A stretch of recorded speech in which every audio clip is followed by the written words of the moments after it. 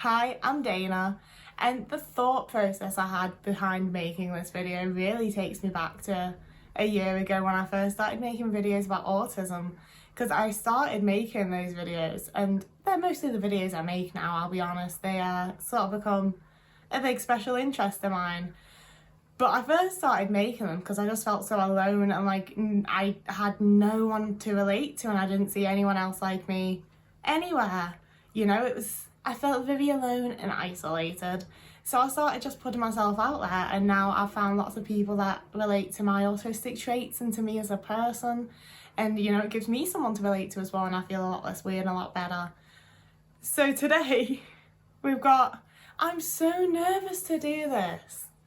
I've been putting this off, and it's reached a point where, like, in videos sometimes I have to edit out whole huge chunks because I don't know how to explain something I'm trying to say, because you guys don't have the context of what's happening in my life. And I'm very like, I don't have to share my life with you. I can share the bits I want to share, and anything else that I want to keep private I can keep private.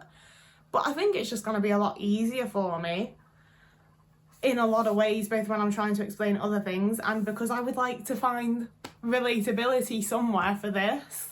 It's a lot easier if I do just explain, but I'm nervous. I had to sort of explain a little bit to someone in real life for the first time lately, and I felt very awkward and unsure of myself doing it. So this will be good practice. So you will have read the title, so I'll just start at the very beginning. When I was 16, I met Rich. Loads of you that have been around here that follow me in general, you'll have heard me talk about Rich. We were together from when I was 16 until I was technically 25, but it was just after my birthday. No, it wasn't. It was before. I was 24. It was several months ago now. But I'm terrible at telling a linear story, apparently. But yeah, we were together for 8 years, from the 3rd of November 2013 up until some point earlier this year. We broke up in February-ish. So that happened, and it was a lot, and I was really upset and scared, and it felt like I was losing a part of my identity by no longer being in a long-term relationship. I don't know, it was a whole thing for me. I'm probably going to make a whole video about just that, but I don't want to dwell on it here. It's not what this video is about. Now, obviously, I was 16 when we got together. I didn't think it was going to be a long-term relationship. I thought it was going to be 6 months to a year, maybe. It would be my first relationship. It would be a bit of fun. I'd have a nice memory, and then we'd part ways. But we just didn't. As much as we had our issues and our ups and downs and everything, I love Rich to bits. He's a great person for the most part. We all have flaws. We all have good sides and bad sides.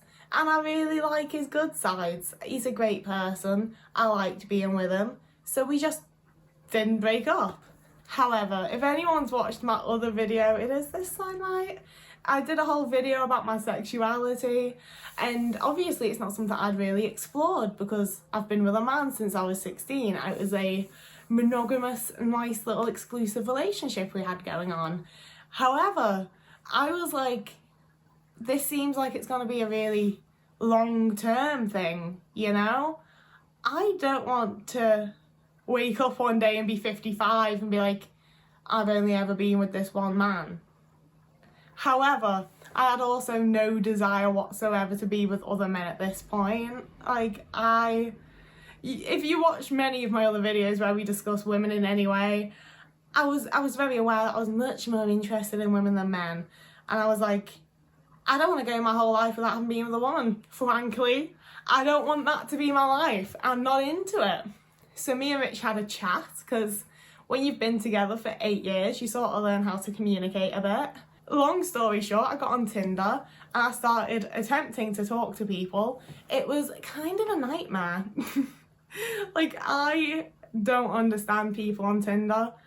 You say hi and ask how they are and try to have a conversation, and you're just getting one-word replies, and it's like, are you not... you came here looking for someone and you matched with me. So if you don't like me and don't want to talk to me, why did you... I don't get it. But this was in like mid to late September of 2021.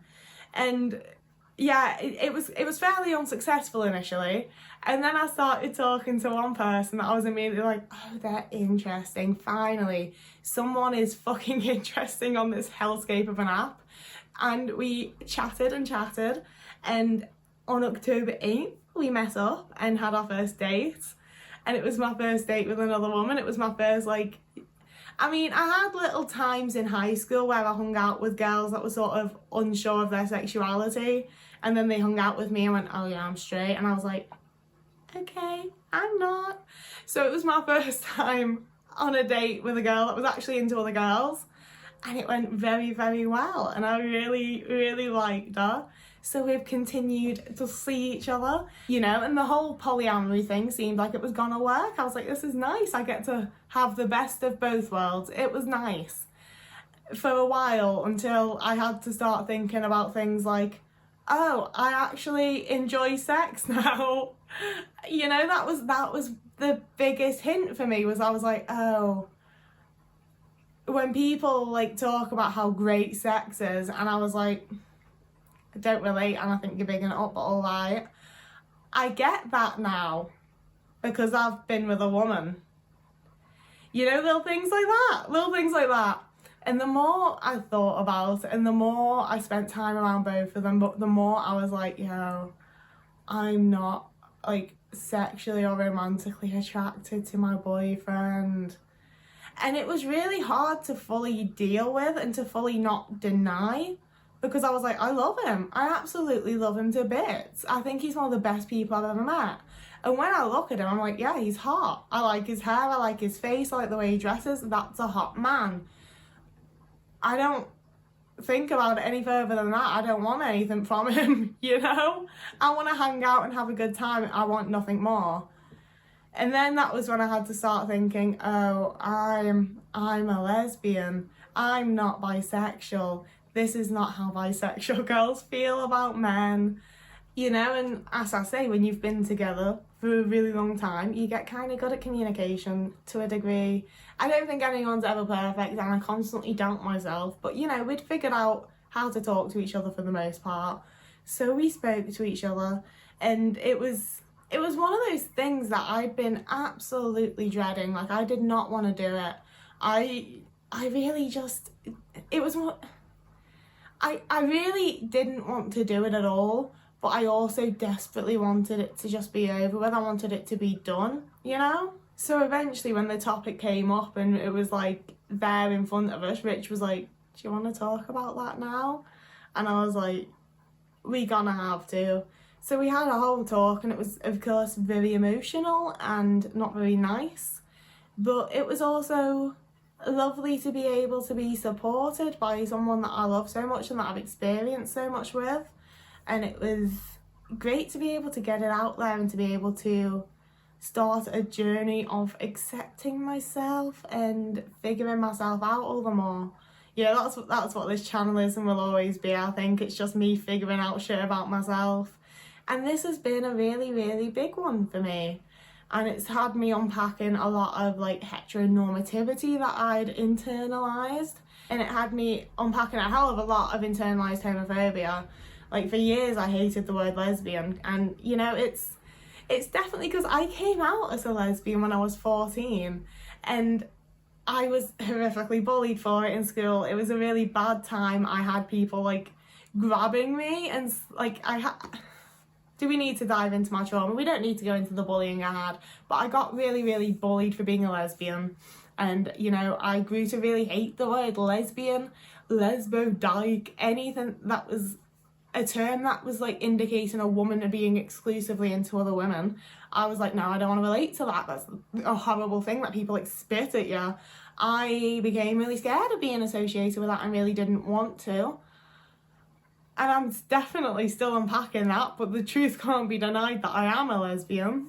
You know, but experiences like that very much, rather than pushing me back into the closet, because I knew I couldn't go back into the closet, I just couldn't sort of bear it for myself, because I was in a safe enough situation with like family and home life and stuff that despite it not being a nice experience, I was always going to be safe. So I had the luxury and the privilege of being able to be like, I don't want to go back into the closet, but I don't want to get called a dyke while I'm walking down the street. So I'm gonna just say I'm bi. I'm gonna say I'm bisexual and be into men as well, because you can just decide that. You can just, you know, I very much saw it as the man and the woman is the natural state of being. So you're automatically into it if you just choose to be, which is not the case, clearly. But, you know, 14, 15-year-old me was like, okay, I'll do that. And then spent several years being told that I'll eventually pick a side, which made me all the more reluctant to actually pick a side. But, you know, it's not that I'm picking a side, you know, it's that I'm really not into men. You know, I'm trying to be delicate for Richard's sake, because, you know, it's been 8 years and I've loved him for those 8 years and we've been through a lot together. And I don't want to, you know, invalidate the relationship that I did have just because it was with a man. It was a good relationship. It was just not one that was meant for me. And I feel really, really fucking lucky that he's still nice to me and he's still supportive of me. Which means that currently I get to stay in my house. I'm not being kicked out onto the streets or anything. You know, I'm very lucky for that. But I don't want to live with my ex forever. You know? So I'm gonna take a good long time to figure it out. But I don't think, you know, come next summer, I don't intend to still be living here. But I don't know what I'm gonna do. I don't know what I'm gonna figure out. I don't know. But that's what I mean, like, everything that you see about breakups is this like horrible heart-wrenching, like, oh, I'm heartbroken, it's the worst thing I've ever been through. And like, I had a good little cry and everything, because 8 years is now over. You know, it was a lot to take in and process and deal with, and it made me sad for like a good week. But it's such an amicable breakup, and I'm still, you know, I've still got my girlfriend. It's not like I'm so alone and no one will ever want me again, which, you know, that's a whole nother thing to unpack. Because at first I was like, well, this isn't healthy. How will I process breaking up with someone if I'm already in a relationship? But like, I don't feel like there's that much to process when I have basically just been treating Rich like a best friend for the last 2 years anyway. Can I say that in a video? You know, our relationship hasn't changed all that much, because we weren't really acting like a couple for the most part anyway. We really did and do just act like really close friends. Only when you're a male and a female, it's automatically interpreted as romantic. So yeah, you're not about to like see me in a hoe phase, unfortunately. But we might get like a being autistic and moving out on your own and being terrified of the world vlog, because you're having to live as a full adult for the first time in your entire life at 25 years old and you're really scared. You know, as much as I say I'm scared and I've been sad and it's been hard and it's been this, I am also really happy. It feels like I've like unlocked a part of myself, you know? Like, it feels like my gay bit's been like in hiding all these years and she gets to come out now, and I get to be more of who I am and figure out more of myself, and it's really nice. I feel much more comfortable in myself. And you know, there's so many little things, like telling people I had a boyfriend, or mentioning my boyfriend, my fella, I said partner a lot to not have to admit to it being a man. Even like walking down the street holding hands with him, I'd be like, oh, people are seeing me hold hands with a man. And you know, I get so soppy and happy when I get to tell people like, oh, my girlfriend said this, my girlfriend did this, my girlfriend's like this. It's just very soppy, and I'm very in love, and I'm very, you know, as much as obviously I love Rich to bits, it is very much the first time that I've been in love, because it's the first time that it's, you know, it's the gender that I love. You get it, I'm a lesbian, I'm with a woman for the first time. It's the first time that I'm truly experiencing what it is to be in love, and thinking about it very much makes me all filled with butterflies and feel very happy, and it's very soppy and simpy and gross. It's really gross, I'm really sorry, but it just feels good to get to be myself and get to understand myself more. So yeah, that's that. I'd love any kind words of support that y'all so often provide me with. I'd love to hear from any other like late blooming lesbians that are out there. I'd love to hear other people's like coming out stories and how you left your ex for a woman or whatever else.